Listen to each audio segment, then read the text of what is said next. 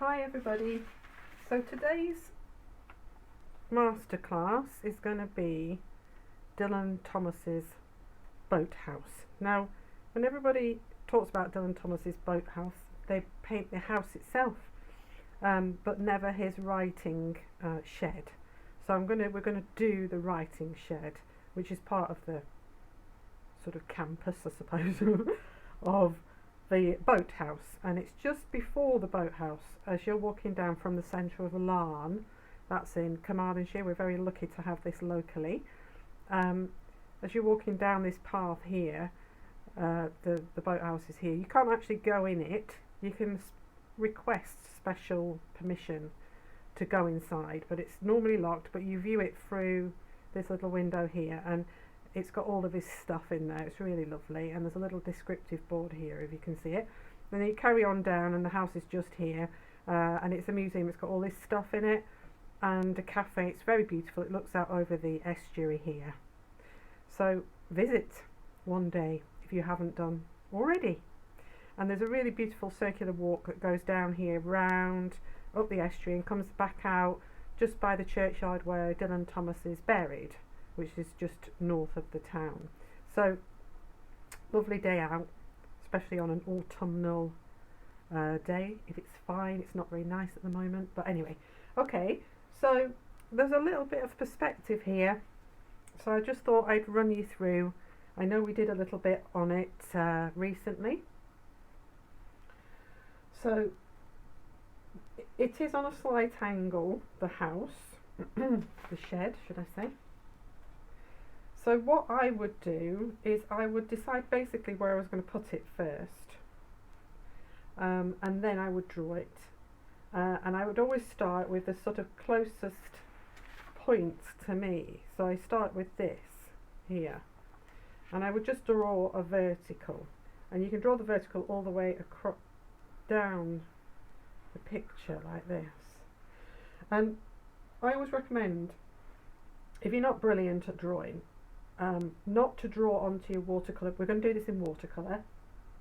Don't draw onto your watercolour paper, because if you make mistakes and you rub out, it does affect the way that the watercolour absorbs into the paper. So what I suggest you do is draw it onto a piece of, I've just got photocopying paper here, and then you can actually trace it through from that onto your watercolour paper. Alright, so this is half of, this is A5, and I want to make it A4, so I measure with my pencil. I put the pencil at the top of the place I want to measure to, and then I run my finger up and down until I get to this section here. So from there to there, and it's that size, right? So it's about, I don't know, 3/4 of an inch or something. So I'm going to double that, and I'm going to put a mark about here, and then I'm going to go 1, 2, and so that is my side, and then I can take all my measurements from that, including perspective. So if you look at the now look at the width of that bit from there to there, measure it again with your pencil using your finger, running it up and down there like that. It's about that much. So 1, 2, like that. So I know that the end of the shed is going to be about there. Now we've got to think about perspective. Now you can do this in very many ways. You can do it by eye, you know, like this. You can use a ruler. So sometimes what I do is I put the ruler down and I try and remember the angle. So like that. So it's almost correct what I had. I'll do that again. So I do the bottom angle. Yeah, that's not too bad actually. Yeah, so you can do that. You can use a grid.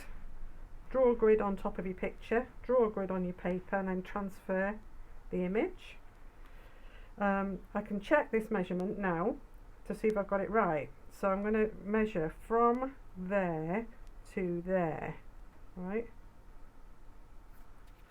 from there, I don't know whether you saw that, from just below the shadow to the bottom of the, and you know, I've got it more or less right.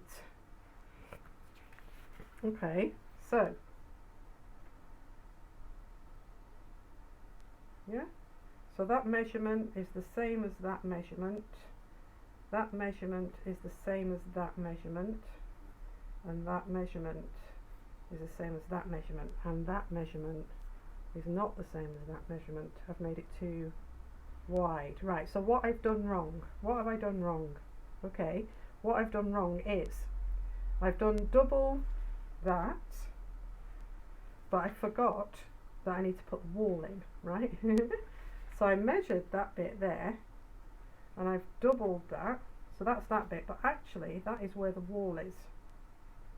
Yeah? Took that measurement, doubled that, so that is the correct width. But this, the end measurement, I didn't measure correctly. So I did that, and then I need to put another one there. So that actually is the height of the shed. So my measurement was incorrect. Can you see? So let's do that again. So we took that measurement there. 1, 2, so that's right.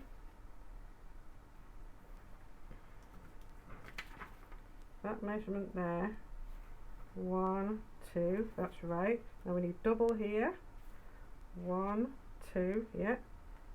And this is shorter, so the wall comes out like that and almost cuts that side in half. Okay, so we got that. Yeah. So now we've got our perspective. That is single, what they call single point perspective, right? So the window will follow that perspective line, and it would vanish over here somewhere, over here, to a vanishing point on the horizon. So the window would follow the same perspective. That line is parallel with that line, and that line is parallel with that line. Okay, so again, if you want to measure from the end to the window, so it's about that there. So we know that the window is there somewhere. Then measure the window width. 1, 2. So we're doubling it because we're making it A4, right?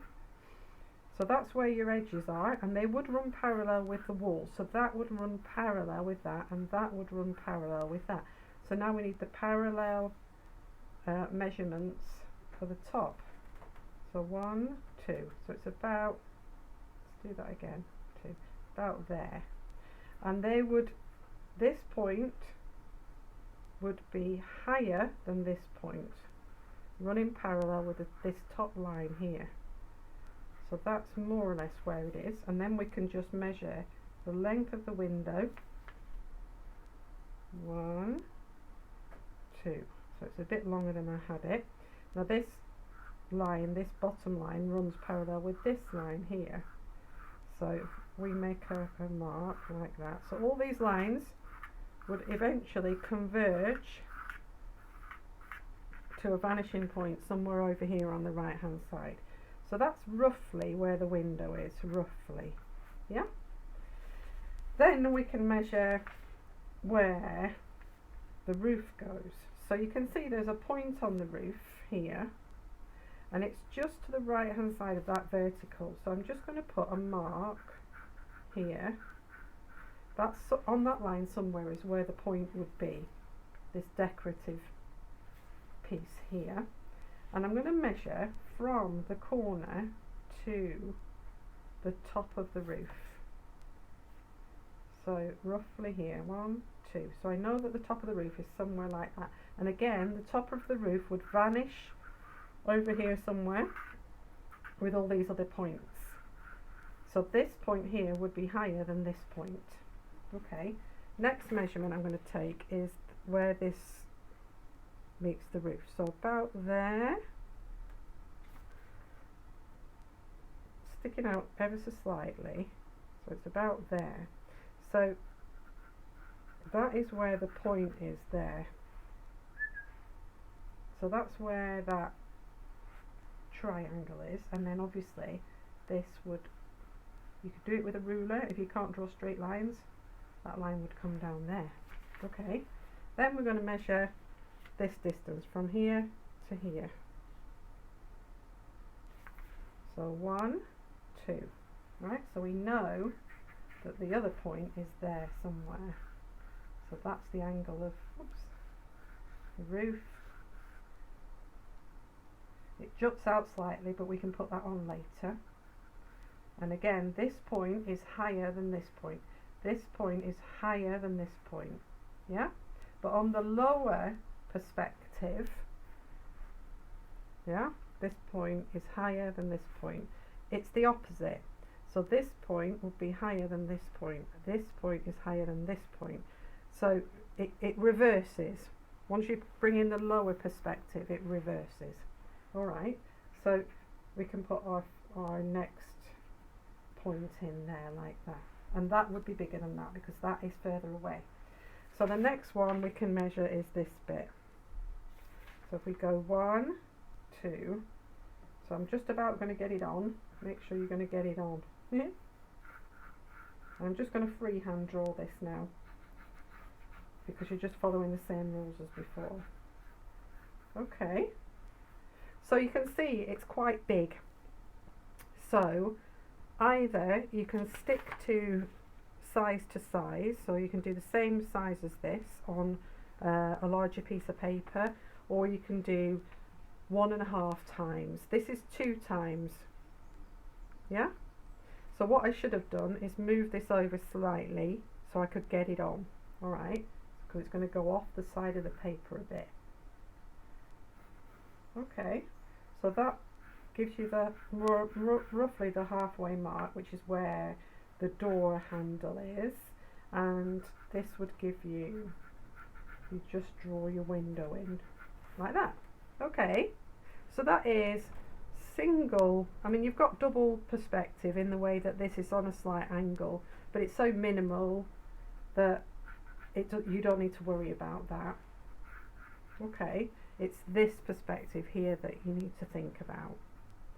Alright, I can see that window is nearly as high as that one, so I need to bring that up a bit. Alright, so practice on a piece of paper with your single point perspective, and then whatever you do you can trace onto your watercolour paper. Okay, I will include a drawing of this in your email so you can have a look at it. Okay, so we've got a piece of watercolour paper, A4, and I've masked around the outside. So one reason being to stick it down onto the board, but the other reason is so that I have a nice frame around it when it's finished. And I'm going to do, first of all, I'm going to do the water and the sky, and then I'm going to let that dry and come back and do the rest. So for the sky, you want a cobalt blue or a cerulean blue, it's up to you, and a small amount of purple. So I'm going to use this one, which is my cobalt, and I've got some purple mixed up from a previous tutorial.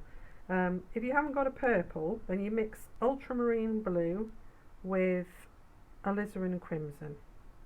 Okay, and you'll get a purple. I have a purple, but if you don't have one, and the cobalt blue. I've got a size 7 round brush, and to make the sky soft, I'm going to do it wet in wet.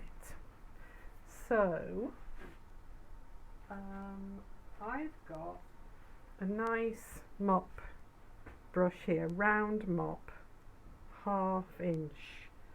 That just picks up lots of water and allows me to get the water on the paper nice and quickly. Before that, I'm just going to add some water to my cerulean blue so it's ready to go, and a touch to my purple at the top here. Okay, And then I'm just going to wash over the sky, around the shed, and don't forget to go behind the trees. The trees are, well, I think it looks like either it's probably late autumn or early spring, so you can see through the trees because there's not a lot of foliage on them. So make sure you go behind your trees. We're going to paint the sky behind the trees.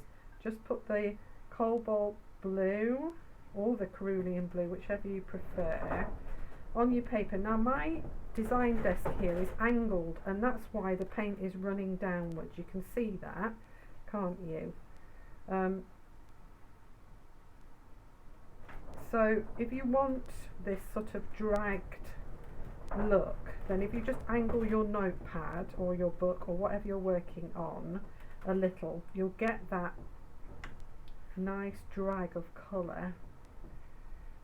You can make it stronger in places if you want to, and it also gives the sort of suggestion of cloud here and there by accident. So, you know, it's quite useful to angle your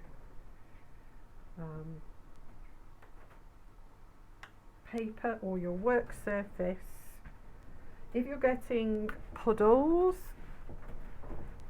just take a piece of tissue or a kitchen roll or whatever you've got and just place it where the puddles are, and it'll just soak up a bit of that excess water and stop it from getting out of control. Okay, so while it's still wet, however, we need to put some purple in. So we're just going to put the odd flash. Now that's a bit strong, you can see. It will dry lighter, but just put in the odd flash. And we've got some clouds here. I'm picking up some of the colour that I put down that was too strong there. Just going to put it in on the horizon. Just pick up a little bit stronger here. Okay, so just a suggestion of a few clouds here and there. You can put some more in after if you want to. There's no purple that I can see behind the trees. There is quite a dense patch just there, so I'll just put that in there. Okay, and then we've got some lines to lift off where there's been a strip of cloud. So you can either do this by washing your brush off, dab it off so it's not sopping wet, and then you can go in and lift those lines off. Each time you do one stroke, you wash your brush again, lift it off, and put some lines in.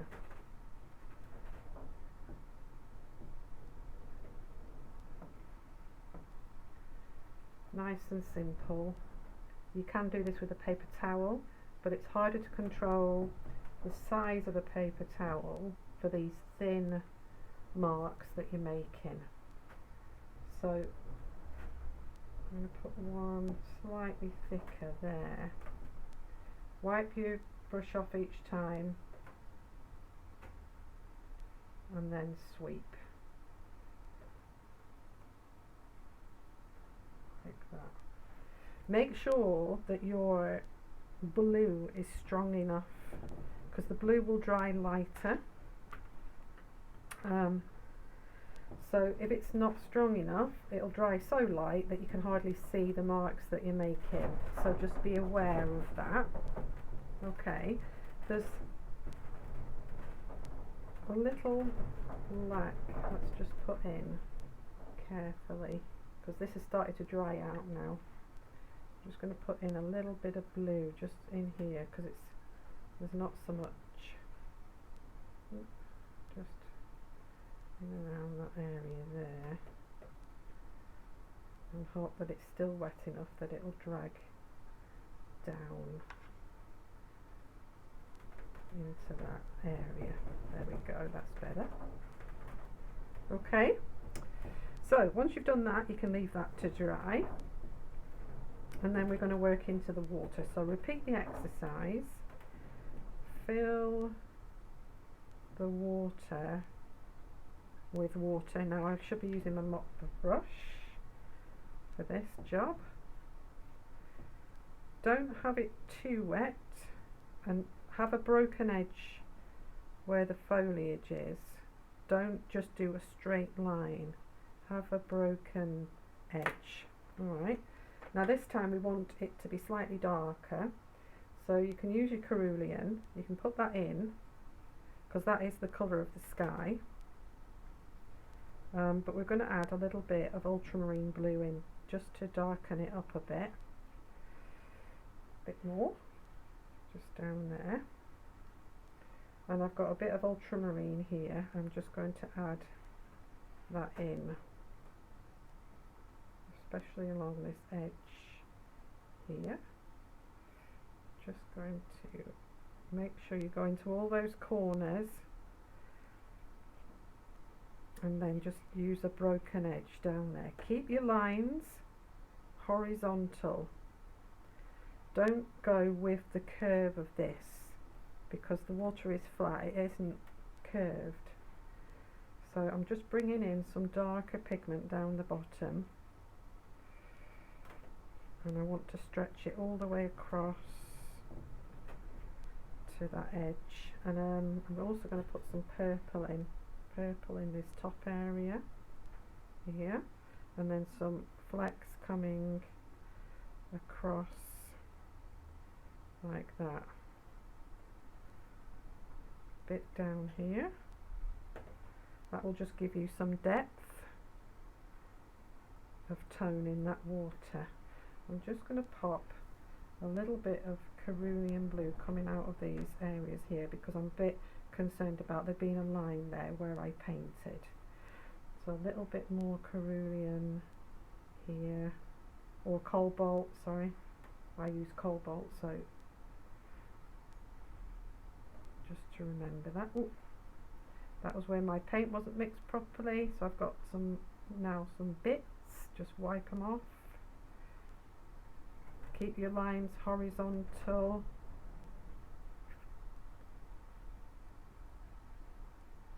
Okay, and leave that as it is. There. And then you can let that dry. Okay, so the next stage we'll be painting the basic greens and an undercoat on the shed. Okay, we're going to paint these distant hills and a bit of the marshland across the way. I've got a little bit of sap green mixed with a bit of cadmium yellow for the green. I've also got some burnt sienna, which is a reddy brown colour, and I've got some yellow ochre. This is burnt sienna, yellow ochre, and a little bit of sap green with a bit of cadmium yellow in it, just to knock it back a bit. It can be a bit strong. Sorry, it's just started heavily raining again here. So because we're working on a smaller area, we're not going to use the mop brush, and we don't need to do this wet in wet. We don't really need the softness that we needed in the water and in the sky. So I'm going to start with a touch of yellow ochre, and I'm just going to put that underneath a couple of the areas. So up here there's a field which has been ploughed. So I'm just going to put a bit of yellow ochre up there. I'm going to put a bit of yellow ochre underneath, oh no, not that area, just around where the trees are, like this, just a touch, and a little bit on the marsh. Again, this is not the true colour of what's there, but it will show through from underneath.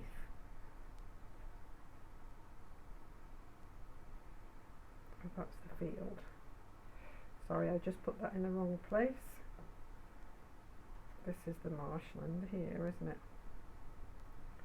So down, further down than this one, just if you just did that, just smooth it out. So the marshland is down here, not up the top where I've just put it. Oh no, actually, sorry, that is the marshland. Sorry, I've got mixed up there. Oops.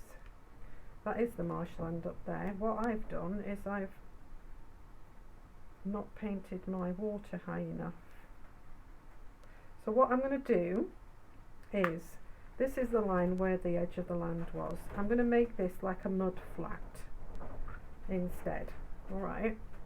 So I'm going to bring that yellow ochre down like I did there, but actually that was a mark in the water that I put down so that I would remember it, but now I can't paint the same water there, it wouldn't be exactly the same, so I'm going to create an extra bit of marsh mud flat. I know the valley very well, and I know that when the tide goes out there that the mud flats are exposed, so that's no big deal. Okay, so there we go. Now we're going to put a little bit of this burnt umber, burnt sienna, which is the sort of reddy browny tone. We've got a little bit here, like that, and then a bit more on, my brush is a bit wet, a bit more on this land here. Going to wipe my brush up a bit so I can control there, that's better. Bit of red on that far hill, and it's good, that little bit of red brown there, it really catches the eye and it brings your eye into the distance, so that's why it's a good idea to put that in. And we're just going to put in a little bit of this woodland here, like that, and with the woodland we're just going to put a flat, you can leave some of the exposed yellow ochre, and you can leave some flashes of colour exposed as well, and then we're going to put a little bit of that down here, so into this mud flat here, and you can see that the underpainting is still wet, so I've got a chance to get this on and it will blend a little with what's underneath, like that.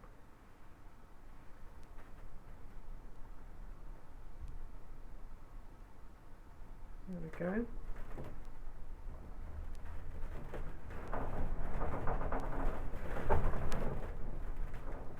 Just leave it kind of bitty.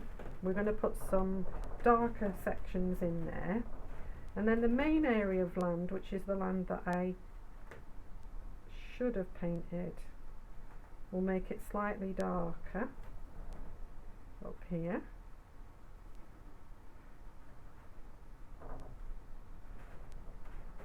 Like that.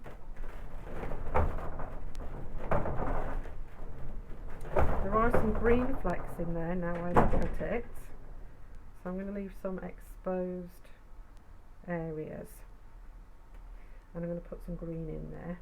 So I'm going to pick up a bit of my green, and I'm just going to put in some little flashes of green in that area. Okay, and then above that you can put the rest of the green. So you can see this is very loose. Keep it loose because we are going to put details on later on. And you must have your sky completely dry to do this bit. You don't want any green wandering off into that sky.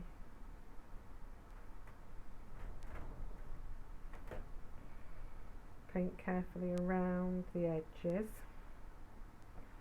of your writing shed and into that base there. Okay. Doesn't matter if it bleeds a little bit, that's fine.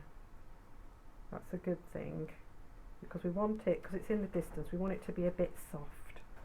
Okay, while we're here, we're going to take some burnt umber and we're just going to put in some little sort of dotty, just loose.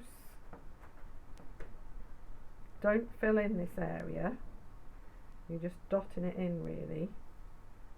This is just to create a bit of texture that's going to be slightly blurred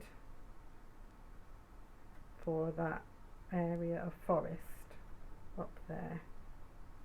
Okay, you don't need to do it anywhere else. We'll put the hedges on and everything elsewhere another time. That bit up there doesn't need to be sorted out because it's going to have things in front of it. Okay, so the next bit to do will be,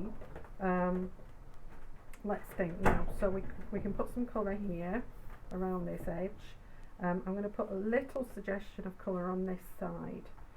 So I'm going to go in with some burnt umber and I'm going to block this out. You'll see now that I haven't put in the fence, and that's because I don't really like the fence. If you like the fence, you can put it in, but it's up to you.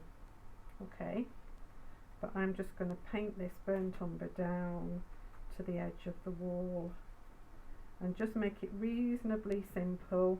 Don't add too much colour in it. You can add a bit of Payne's grey just into areas just to give it a little bit of texture, but we don't want the eye to be drawn to this area. We want the eye to be drawn to the boathouse, the writing shed. Okay, above it we're going to put in some foliage. I'm going to take the rest of my green and I'm just going to pop it above this bit here, and we're going to drag aspects of it up into ooh, that's a bit strong, into the sky. Not a great deal, because it is, like I said, it's autumn, so really this is just bits of scratty ivy coming up, climbing up the trees. There wouldn't be any foliage on there, and don't worry about this, it's actually quite nice the way that's working. Alright, same down the bottom here, we've got foliage coming, again it's ivy, over the wall, again quite rough, don't go into too much detail there, and then we've got some patches down here but not much. We'll end up covering most of that up. So in with your brush, nervous hand, and just put the odd fleck here and there of foliage in the green. You can always add more to that later on. We're going to use a brown, so I've got a bit of a burnt umber, but I'm going to put a bit of that burnt sienna into it so it's a bit redder for our wall. And the wall itself is quite patchy, so we're going to paint around the stones, well as far as we can around the stones, and just put a light coat in around that foliage, and hopefully it will run into, the colours will run into one another, just nice and patchy. You can leave some gaps, don't forget to go up here with the colour underneath that section there, and definitely that section which projects out. Rub it into the ends, bring a little bit of colour down here. Okay, and then the tops, we'll do it the same colour, and we'll put some white back on later, but one of the things you can do is just leave, again, just paint it in really rough like that, so that you can get some white areas reserved for later. Okay, that's it for now. The next thing we'll do is we'll fill in the boathouse, and then we can start putting details in. Okay, we're just going to put, this is now dry, and we're going to put a little bit of colour on this wall here, and I'm using a square brush, mainly because I want to create a different feel to this wall than the foliage that's around it. It's very windy here today, everybody, so if there is sort of some weird bangs and stuff, it's not it's nearly Halloween, it's not ghosts, it's just my corrugated roof banging. So I'm just using the square brush, and in the hope that it will bring me a little bit of structure to this wall. Just rough, leave some of the lines in like I'm doing there, and we'll bring the foliage down a little bit. So use the square feel of the brush just to create some texture in that wall. Okay, put some little dots here and there for those. We'll deal with the stones in a little while. And the next thing I'm going to do is I'm going to use a bit of sponge to create some texture in this foreground. So what I've got is, I've got some yellow. I've got it in my palette from a previous tutorial. So this is the yellow.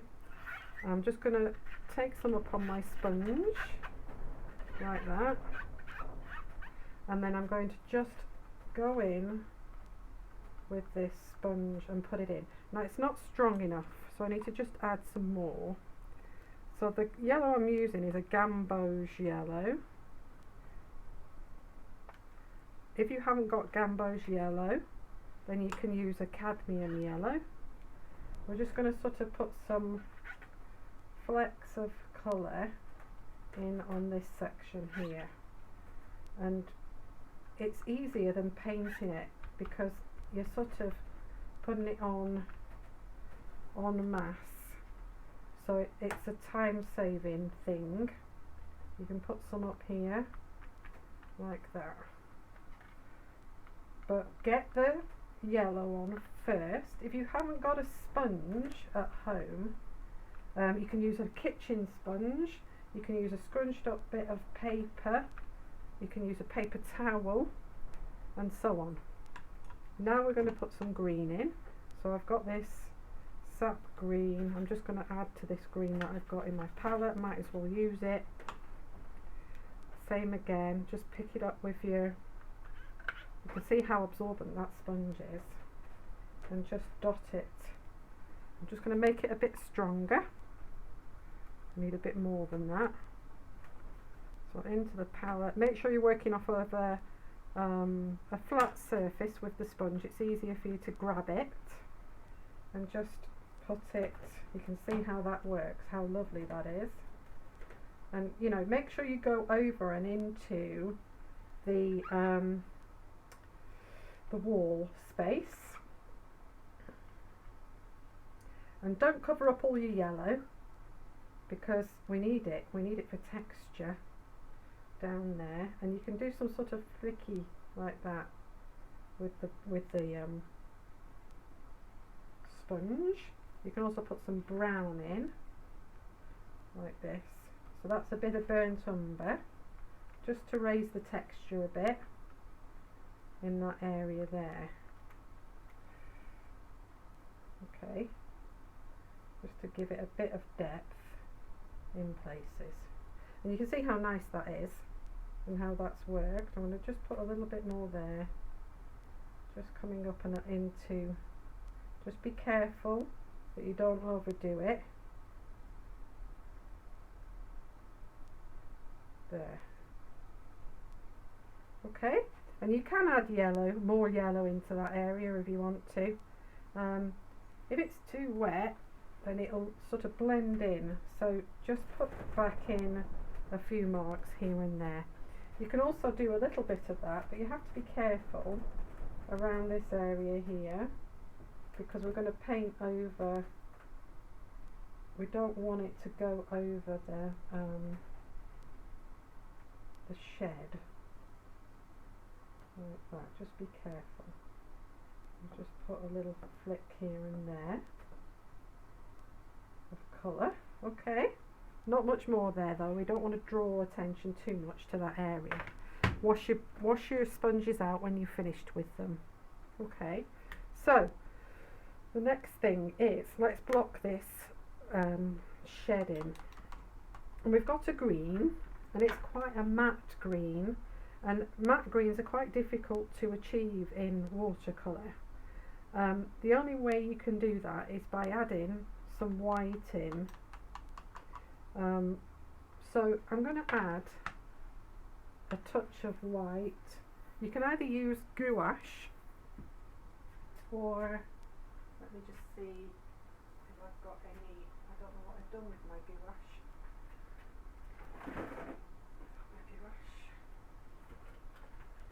You might have white watercolour. I've got some white water. Oh no, that's vermilion. Hang on. I'll just have a search through. Bear with me. I've got some gouache and I've got some white watercolour. So the white watercolour is quite good, but the gouache is also good.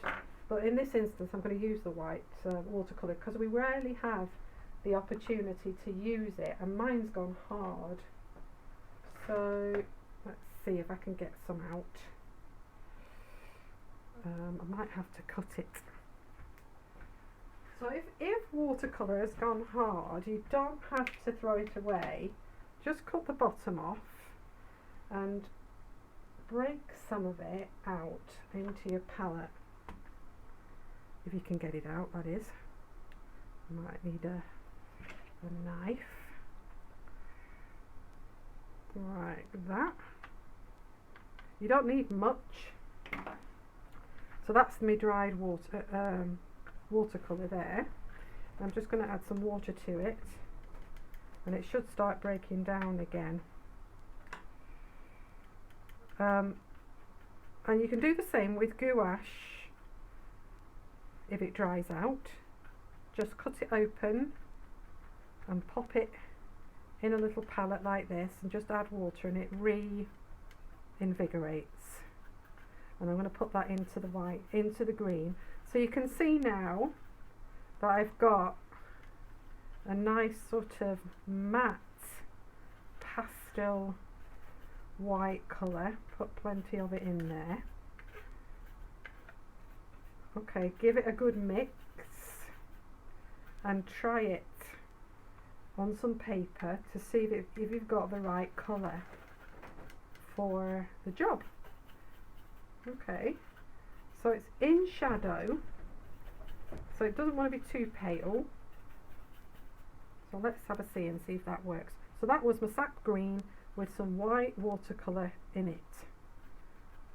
Okay, and I'm just going to carefully paint this side in, and you can see it still has an element of transparency, but it's sitting more on the sort of opaque side, which means it's lost a little bit of its transparency.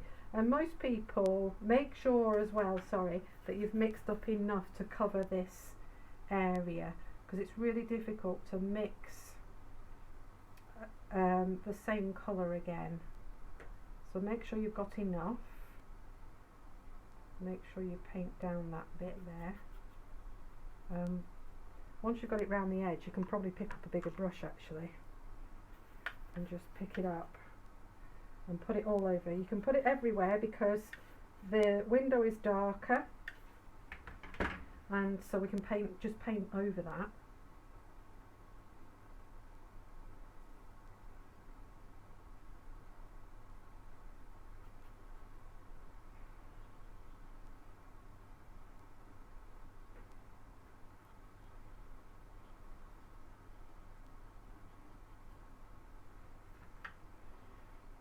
So all the way down, and then you can paint around your stones like that. Try not to let the edges dry out. Go back in and move them before they dry, and then you should get a sort of fairly even surface coming from, even though it's not an even surface, it's a wood shed, so you know it wouldn't be even.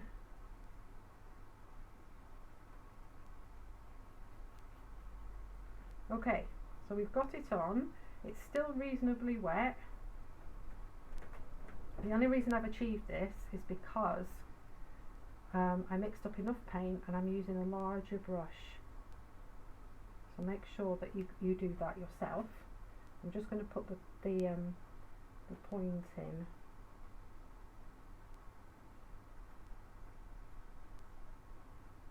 There, so that it looks like it's joining. So while you're doing this, what you can do is put some lines in. So you can sort of just with your brush put some lines. So there's little lines here, like that. And it's amazing what those marks will do for creating a texture on that surface. It will make it feel like wood. Just keep going, just putting those lines in like that. So you're just basically leaving brush marks behind. This is a continuous line, as is this.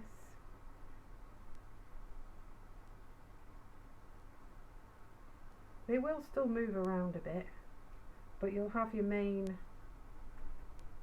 structure there. And that's just using the brush. It's got no paint on it or anything. Okay, you've got a dividing line down the middle, which you can put in, just because it's wet and it's drying off. So in that time, you can just put some texture in, just using your brush, like that. Can you see? Okay, so that's that bit done. The roof itself is corrugated, so you can just use Payne's grey or a bit of black. You don't need to put white watercolour into that. I'm just going to use a little bit of Payne's grey. I've got Payne's grey here. If you want to use the same sort of colour as Payne's grey, then you can mix a little bit of black with a bit of blue, and that will give you the same colour. It's just an off black, it is. So there we go, and you just get it to look grey by just literally thinning it down with water. So it's catching the light quite strongly, so we don't want it to be too dark, so not too much colour on here. It will dry ever so slightly lighter, and bring it right down to the edge there, even though there's a shadow, but the shadow is on the red section of the roof. So, and again, if you work in lines like this, work in lines, then you'll get a texture coming through like that. So it's slightly wet now, so what you can do is just pick up a bit of darker Payne's grey on your brush and just do this. Just put in some suggestion of lines like that. It might be that they bleed in, and if they do, you can just add a bit more. Just random lines like that, just to give it a little bit of texture. Okay, and then next we're going to do the wooden side in red. Well, it's going to be in this burnt sienna colour.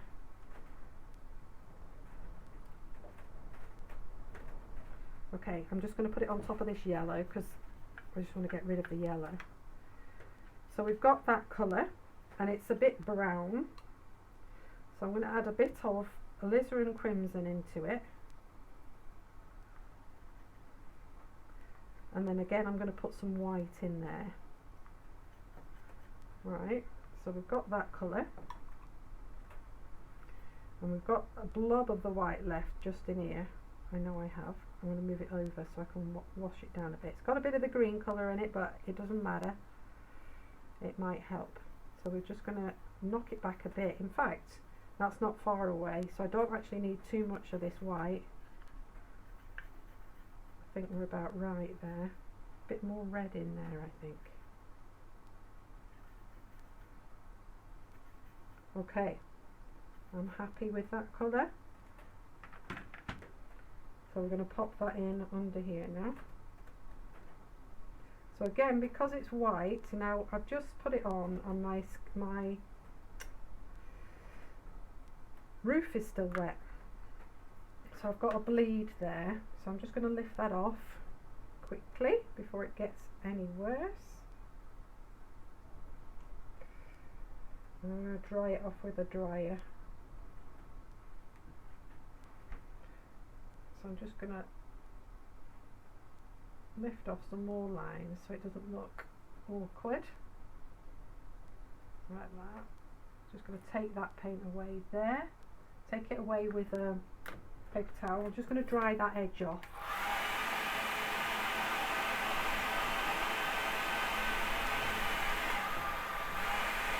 Okay, so just make sure that your edges are dry before you do this.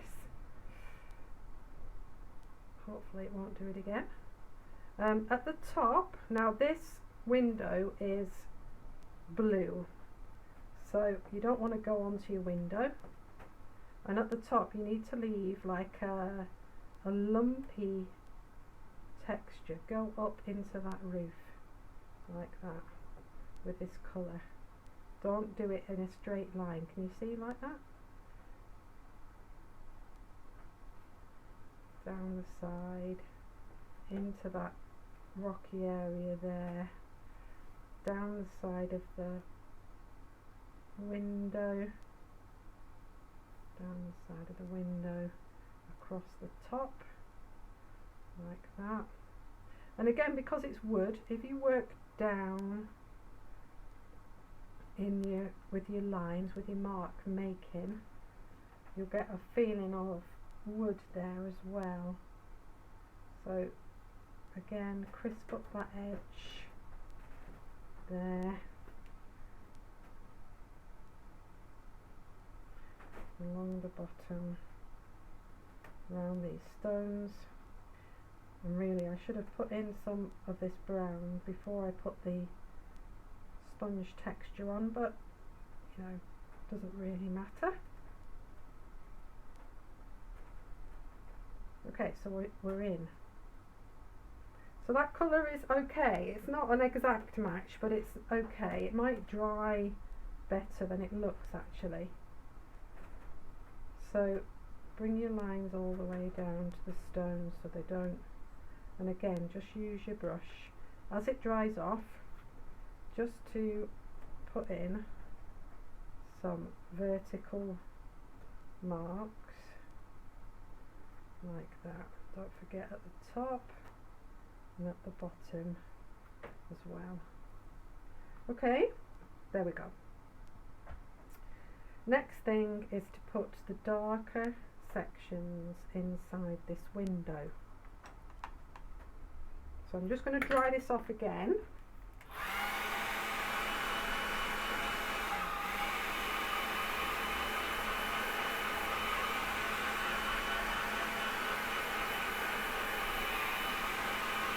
Okay, so take that square brush, that's if you've got one. If you haven't got one, don't worry. It might be too big. This one's too big. but I think I've got a smaller one. I normally have a good few square brushes hanging around. Let me just check. Yes, no. That one might do it. Right, okay, so I've got a smaller one here. This is a size 4 square brush. And I'm going to just use that Payne's Grey colour again. And it's literally just the dirt from around the outside of my palette, around the Payne's Grey area. And I'm just going to, now hopefully you don't have very broken brush fibres coming off. So you can see that some are sort of split out there, can you see? They may cause you problems, but just try and see if you can get it in without too much trouble. So down like that.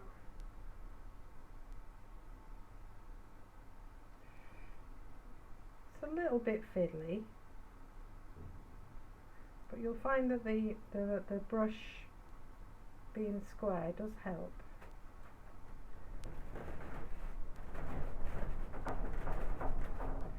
Same here.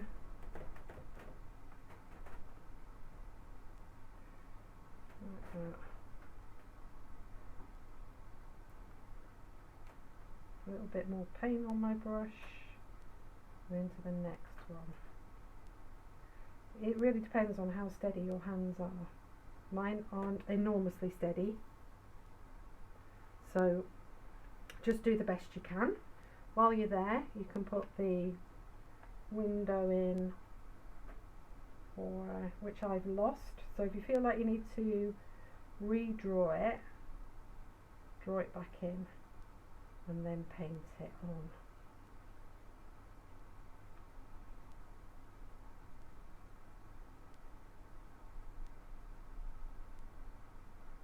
Now, is that big enough? Nope, it needs to come down more.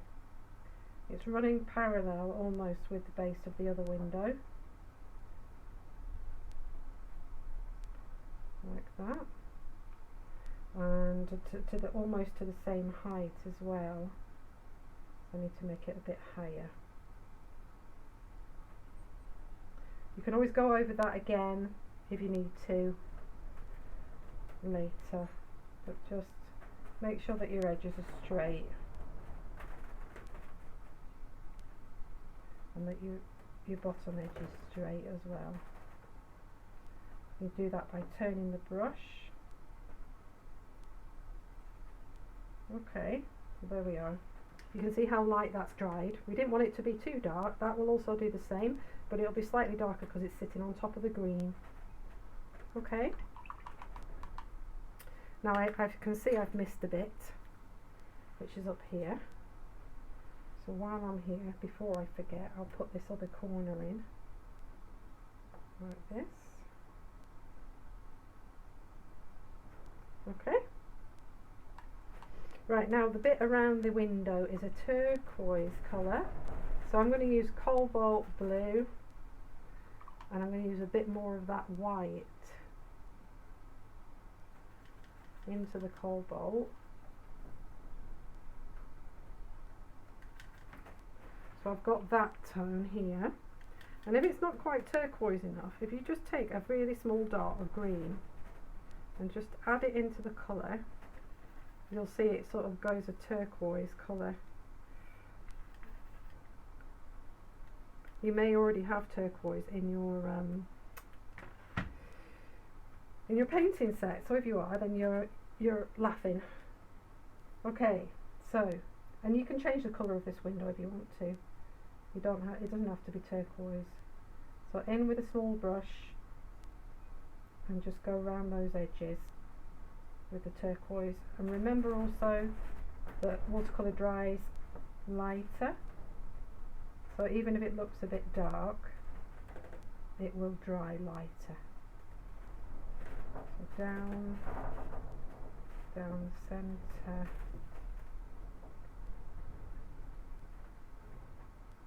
and into the window ledge. We've just got a slight suggestion on that side, ever so slight. Okay, there we go. We're going to add detail in a minute. Just going to work a bit on these rocks. So where there's a shadow on the rock, which is on the sort of left hand side of the structure, we're just going to use a bit of burnt umber, and we're just going to put in a shadow mark. So there, for example, like that would be a shadow there. So you're sort of looking at the shadow that's being created, but also at the shape that's being created by drawing around the stone that's next to it. So you're doing two jobs really while doing this. So just put in, I'm just sort of making it up because I can't really see on the image where these stones are and where the shadows are, so I'm just making it up. So take each stone and just give it a shadow mark.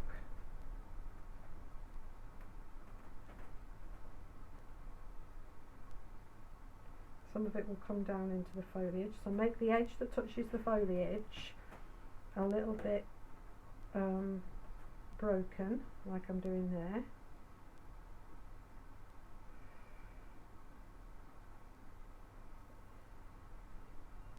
So there's the shadow,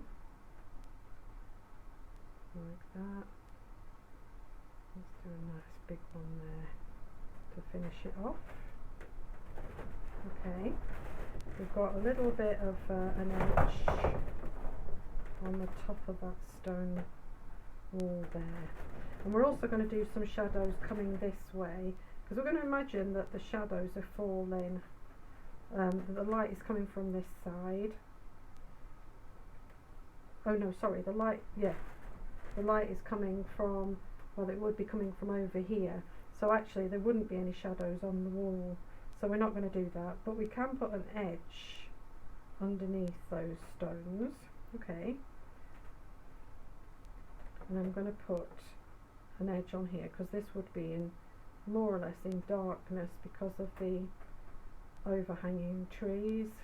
You can see that from the marks that are on the fencing. Okay, you can make those stronger if you want to. I'm going to put an edge just about there, just to describe, like that. Okay, so those walls have got lichen on them. So those marks we can put back in with a bit of gouache or a bit of white watercolour, but because I want these edges to be fairly hard, I'm just going to put a bit of extra colour back in on the tops of these stones, but I'm leaving flecks of colour behind, and that will help to describe those bits of lichen. Just using a bit of the red brown colour there, just to put in a little bit more. Again, we don't want to draw too much attention to this wall, you know, it's not the important part of. Just going to put some marks down here, just some rough marks just to give a little bit more detail, but not much. Okay, right, now then I'm going to darken up this section because I feel like it's too pale. So there's a wall in here, I know there's a wall, and it looks a bit like this. So we've got some tall sort of capstones on the wall, and then we've got it dark. So it'll sit better if it's a bit darker, I think. Just fill that in a little bit. Drag the colour down here. Just leave it a little bit bitty. Again, we don't want it to be too distracting, okay? And again, we're going to put in some branches. So here, what happens is it goes from foliage and then it goes into lots of twigs. So you can use a rigger brush. I've got a rigger brush somewhere. There. One of these. Okay, if you've got it, use it. Just to put in some line into this area. Oops, that's a bit thick, but never mind. Into this area here. And the branches, they go up and over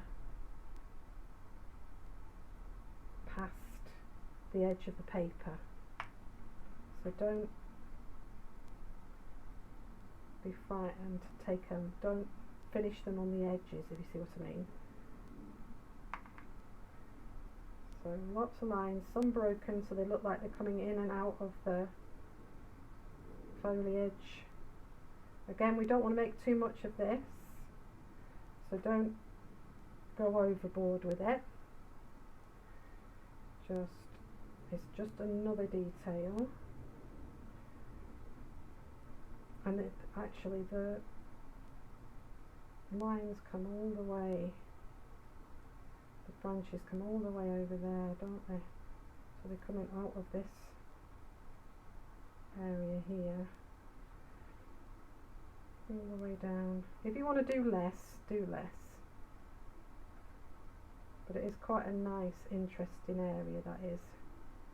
It gives you a feeling of what's going on around the back of the writing shed.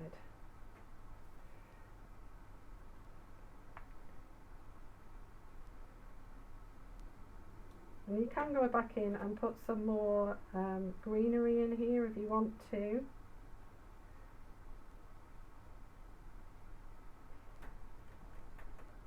But please use a fine brush to get these lovely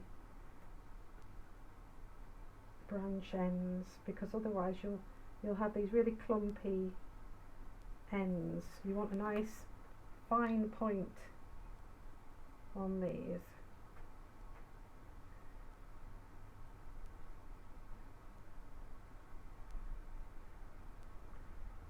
Try and make sure that you don't finish in a straight line there. That was going that way then, and I realised, so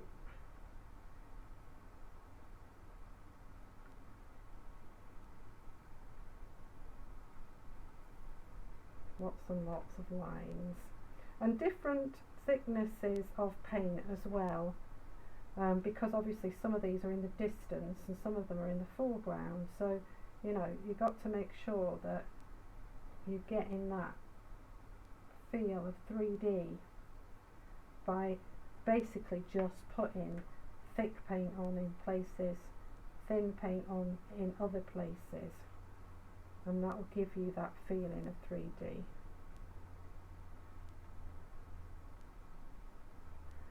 If you want to practice mark making, then practice on another sheet before you go into this area. Just with this sort of gentle, keep your brush vertical and make repetitive marks, some short, some long. Okay, I think I'll leave it at that. Let's go over here now. We're going to do some hedges. So the hedges, nice and thin. They need to be thin. They're in the distance, right? So that one goes over there. Actually, it comes back and it runs down there like that. And then there's another one that's sort of bent. Another one that comes up. I mean, these can be rough, you know. You don't need to worry too much about them. We've got another one that comes along there, and then this one comes along here and goes along the foreground of that woodland. And then we've got one coming along there, slightly thicker as they come down the hill. And then we've got one that runs all the way along like that. We've got another thin one in there, another one there.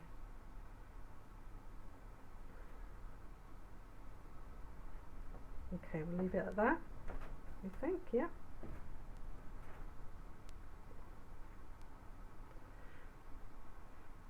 Now, along the edge, we're going to put some burnt umber in there rather than Payne's grey, which is what I've got on my brush at the moment.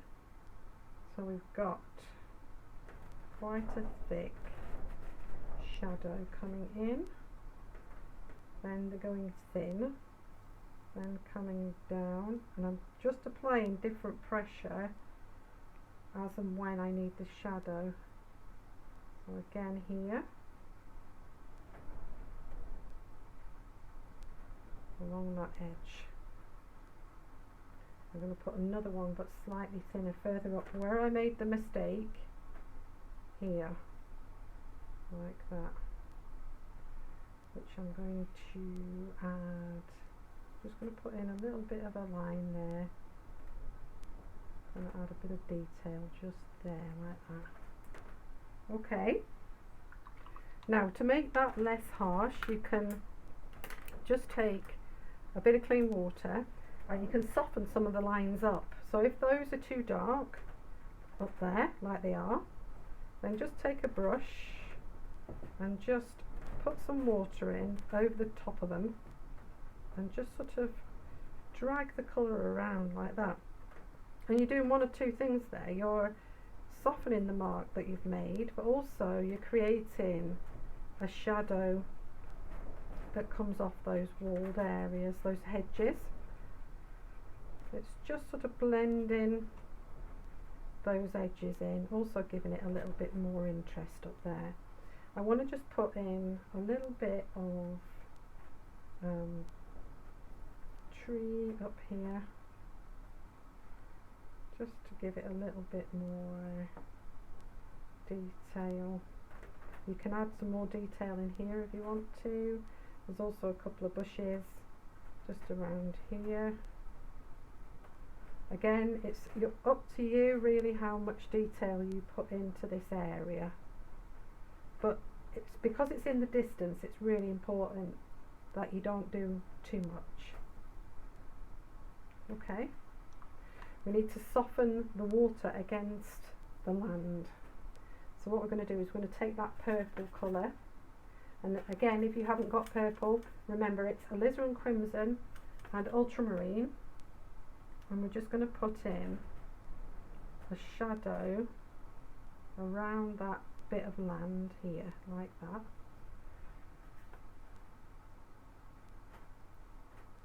Okay, and then we're going to take some clean water and we're going to just soften that into, just on the underside, just soften it into the land. Now if it's not dark enough and you feel like you need to go darker, then just put in a bit of Payne's grey, like this, just into that wet area, but just always make sure that you soften it down so that it blends in. Don't rub this too much because we don't want to get rid of that texture that we've created. We're just trying to join the land up with the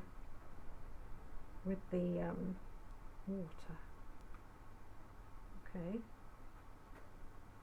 So again, you can soften that in.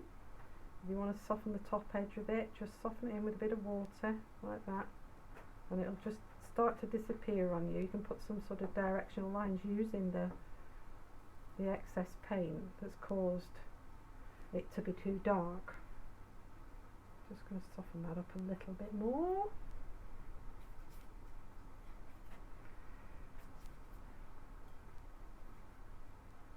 There we go. Okay. Now, so we're all right with that now. So it's just literally finishing details. So all I'm going to do is I'm going to use the same brush, the rigger brush, to put some more foliage in here. I'm going to outline most of these areas, and I'm going to put in some, like this. I've got a shadow here that I need to put in along here. Again, make it lumpy, like this. That's just using a bit of Payne's grey, but it is straight at the bottom. So the top is lumpy, but the bottom is straight. There's a slightly darker colour on the top of that ridge. So I'm just going to take some Payne's grey and I'm going to put a line along the top, like that. And I'm going to bring some lines down like this, just some extra bits of line like that. Okay, and I'm going to do the same with darker bits here, but I'm going to put this on time lapse now so that you can see it sped up.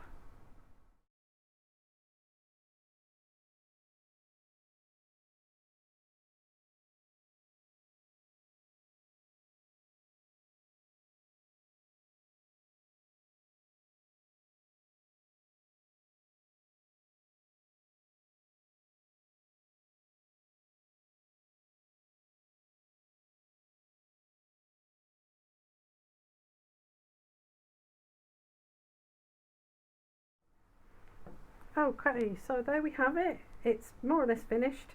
I might put a little bit more work into the water, but what I did was I used burnt umber and a little bit of Payne's grey just to put these brambles and twigs in. I used a little bit of gouache just to put a few white marks on this wall. I put some more green on with a sponge. I went down here and here with the different colours to just show a little bit of detail on the wood.